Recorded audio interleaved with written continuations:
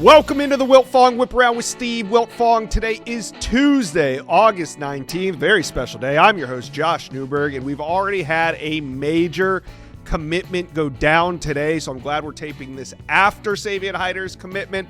I'm ready to break it all down and talk about what it means with the greatest recruiting analyst in the world, Steve Wiltfong. You guys know the deal. Hit subscribe to the Rivals Recruits channel. Also, I'm going to put the link in the description of this video. Go join Rivals today. The season's almost here. It's time to lock in. With a Rivals subscription, you also get a full year access to The Athletic, plus all the On3 national content and fan site content. It's a no-brainer with the college football season right around the corner. Like I said, the link is in the description of this video. All right, let's bring on the great Steve Wiltfong. Steve, you were here for it. If you guys were here, put I was here in the chat. We had a live commitment today. Michigan lands number one running back, Savion Hyder. What type of recruit is Michigan getting, Steve? Well, if you were here for the live broadcast, you would have heard me say that Michigan just landed the most explosive, dynamic prospect in the 2026 class. He is the most dangerous player in the nation with the football in his hands, 5'11", over 200 pounds. He is a plug-and-play player for the Maize and Blue. And Michigan has a talented backfield, one of the best in college football coming into the season with Jordan Marshall, Justice Haynes. But Savion Hyder, you put him in any room, he's going to have a chance to play and play a lot. He is explosive in the kick return game, 5 kick returns for touchdowns over the last 2 seasons. He shines on the defensive side of the ball. Because of all that, he reminds me of Travion Henderson, the number one ranked running back in the nation a few cycles ago. Had a great career at Ohio State, already looking like he's going to make a difference for the New England Patriots. Savion Hyder is someone that can help make an impact for Michigan on special teams right away and in the backfield. And when you talk about their style of play, they're a ground and pound football team that will take its or pick its spots in the passing game. They've had some really good backs as of late, like a Blake Corum, but Savion Hyder, he has me thinking of the heights of the Mike Harts, the Tyrone Wheatleys, the Tim Biaka-Batukas. That's how talented Savion Hyder is. I expect him to be a great player for Michigan. Yeah, the Michigan fans are fired up. All right, so he had a Final Four of, you had rival Ohio State in there, and then you had 2 SEC powers in Tennessee and Georgia. Sharon Moore and his staff, though, they get it done. Take us behind the scenes of this one. Well, I think this was an old school type recruiting win for Michigan and Savion Hyder. It starts with relationships, the comfortability that they had with Coach Moore and Coach Tony Alford. Tony Alford was probably his longest standing relationship on the recruiting trail. He offered him in 2023 when he was the running backs coach at Ohio State, and that relationship was a smooth transition to Ann Arbor. And he got to campus and felt at home. And look, he felt like a major priority for Michigan. If Michigan was drafting players in the 2026 class, Savion Hyder would be their number 1 overall pick. That's where he was at on their board. Michigan had some must-gets in this cycle. Savion Hyder, Carter Meadows, Titan Davis, Malachi Lee. They went out and landed them all. But Savion Hyder, for the needs of the program, how much they valued his talent and his ability, he was number 1 overall for Michigan this cycle. And the family felt that felt that love, that priority, and the impact that he could have on a program and helping restore them to the college football playoff and the national championship. And so that the relationships, being inside the big house, the fan base, what Michigan brings to the table academically, those were all things that meant a lot to Savion Hyder and his family. Certainly we're in modern recruiting, and NIL is relevant. And when you're a 5-star, you have an opportunity to really bring in a big number. But for Savion Hyder, I think his recruitment was more NIL aware and not NIL chase. You know, there's some prospects out there that are going after programs. Can I get 50K more? Can I get 100K more, 50K more on top of that? And so for Savion Hyder, obviously, you know, a recruitment of his magnitude, there's going to be some NIL talked about, but I think it was an old school recruiting win because of relationships, how much he's felt at home, the priority he was for Michigan, believing in that program and his place in it, and then just going to play for guys he's comfortable in front of a great fan base. Yeah, great day for Michigan fans, as we said. Michigan now has 23 commitments. They slide into the top 10. They bump the Miami Hurricanes to number 11 as Michigan sits in that 10 spot. So right now, what are your thoughts on Michigan class kind of as a whole? Well, for a second year in a row, they're pushing for a top 10 recruiting class. And I think when you look at what they've been able to do on the trail, it's playing to their strengths, their identity, going out and landing guys that play the style of football that they're known for. And Michigan is a team that over this last stretch where they've won the Big Ten championship and national championship, they're a disruptive team, guys in the front seven that are tough to block. And Carter Meadows, Titan Davis, and Julian Walker are three high upside, very tradesy, long, explosive defensive linemen. They're going to bring a lot of versatility to Michigan's front seven. And this is a program that's produced the likes of Aiden Hutchinson, Kwity Paye, Kenneth Grant, guys that dominated football games and made plays behind the line of scrimmage to get offenses off script. Michigan's gone out there and landed one of the best front sevens in the country this cycle. And then getting playmakers on offense to be more explosive. They have their quarterback, five-star Bryce Underwood, and then they have Brady Smeagol in this class. They already have Peter Bork in the next class. So that's a 5-star and 2 4-stars. They want to get them some weapons. Savion Hyder, no better weapon in 2026. There's not a touchdown waiting to happen more so than with Savion Hyder. And Travis Johnson was one of their top receiver targets. I thought he was fantastic at the overtime OT7 playoffs this summer, where he showed that he was truly one of the top wide receivers in the country. And then tight end Matt Ludwig was another priority recruit for Michigan in this class. They beat Notre Dame, Texas A&M, Georgia, Tennessee for Matt Ludwig out of the state of Montana. So these are programs and positions that Michigan's known for year in and year out. And this cycle, they went out and landed their top players at the positions, which include offensive tackle Malachi Lee out of Hawaii as well.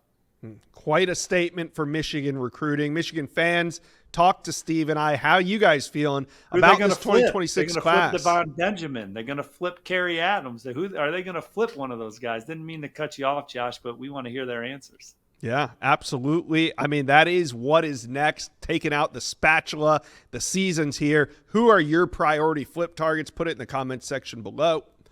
All right, more 5-stars set to come off the board later this week. The 2 remaining, it'll be a Thursday, Friday commitment. You got Braylon Womack, number 1 safety in the Rivals rankings, making his commitment on Thursday. Steve, what are the latest trends here?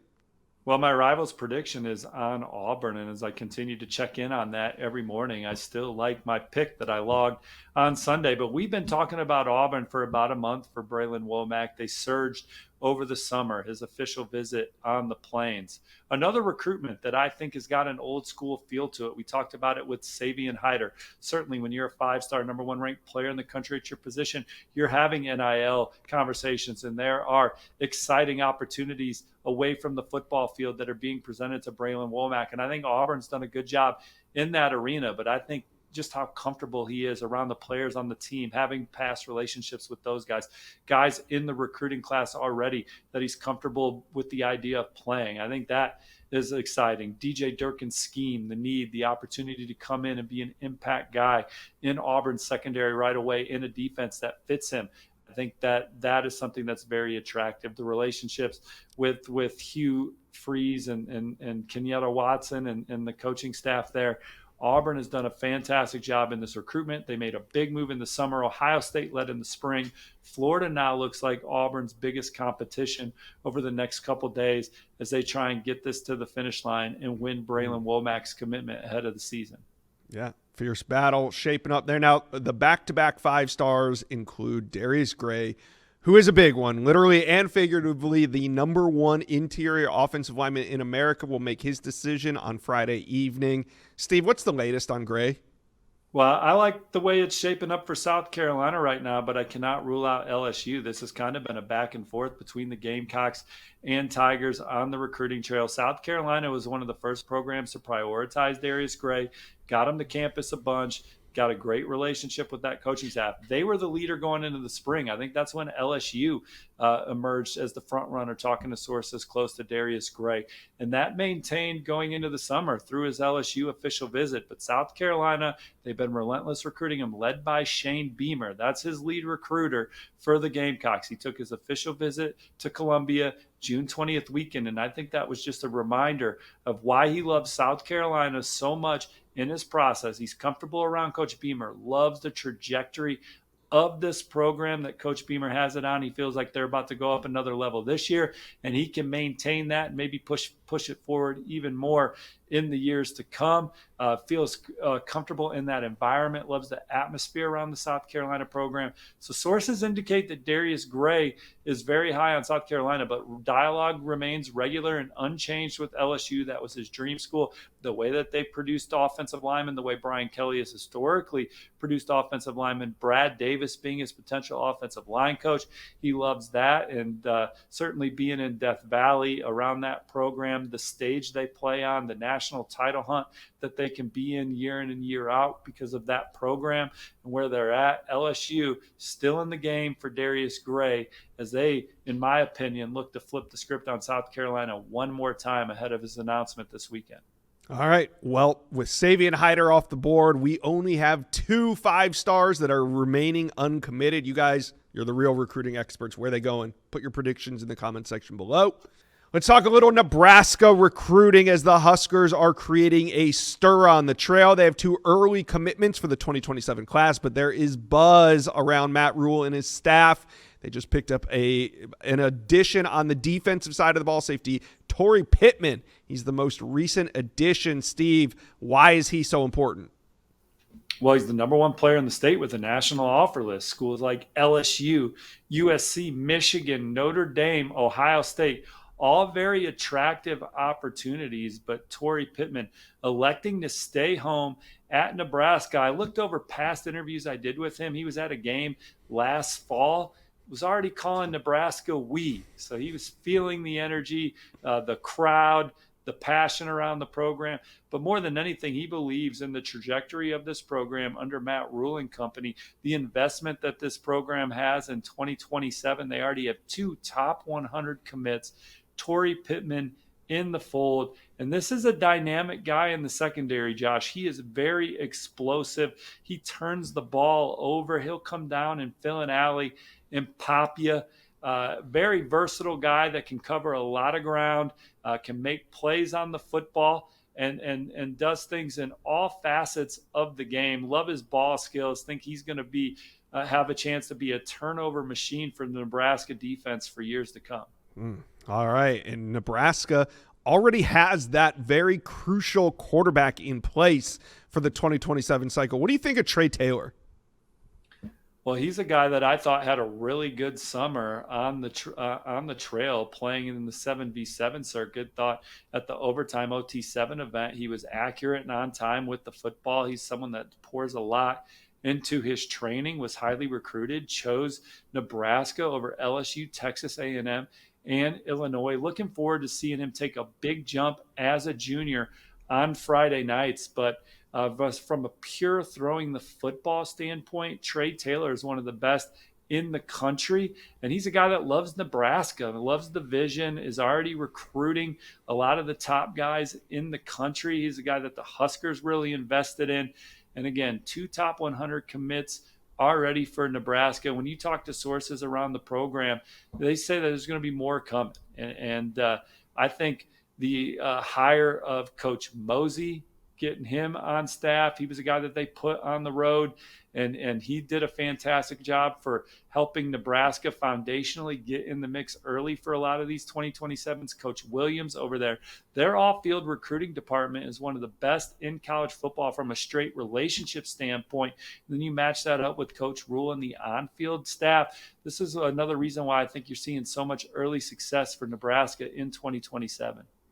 All right, Steve, give Husker fans a little bit more good news. Who else is Nebraska trending with?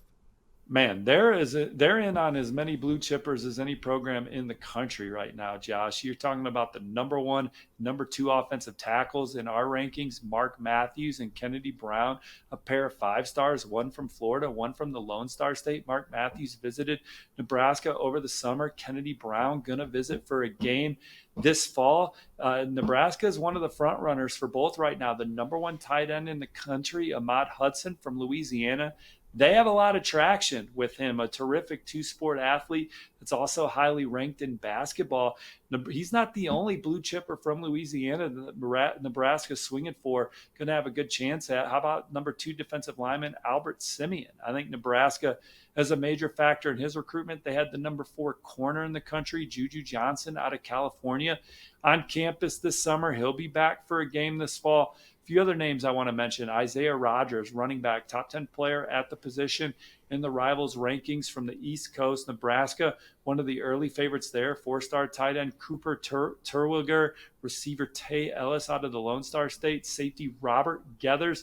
These are all guys that Nebraska is going to have a great shot to land. And there's been a lot of buzz about programs like Alabama and South Carolina for 4-star edge rusher KJ Green, the number 10 defensive end in the land. Look for Nebraska to make a move there, and I wouldn't be surprised if they're on his short list soon as well. All right, Nebraska fans, a lot of good news when it comes to recruiting. Let's talk LSU recruiting as the Tigers are trending for an important 2027 quarterback. Steve, what's the latest intel? Yeah, colleague Sam Spiegelman and I continue to really like where LSU stands for 4-star quarterback legacy recruit Colton Nussmeier. His older brother is obviously under center for the Bayou Bengals right now, a Heisman candidate looking to lead LSU to a national championship this fall. His brother Colton Nussmeier is SEC bound as well. We like where LSU stands. You have Alabama strongly in the mix. Florida is another contender, but we like where LSU stands right now for Colton Nussmeier at this point in his process, and dominoes are starting to fall. We talked about Florida there. We have Florida predicted for Kwame Haven, the Rivals Industries number 1 ranked quarterback.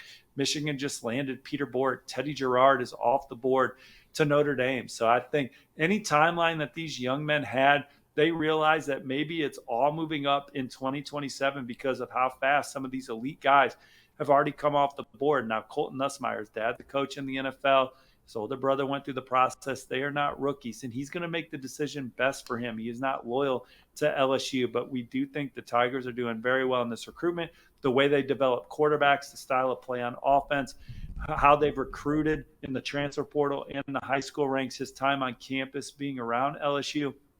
We like where LSU stands. We give the Tigers the edge over Alabama and Florida, among others, right now.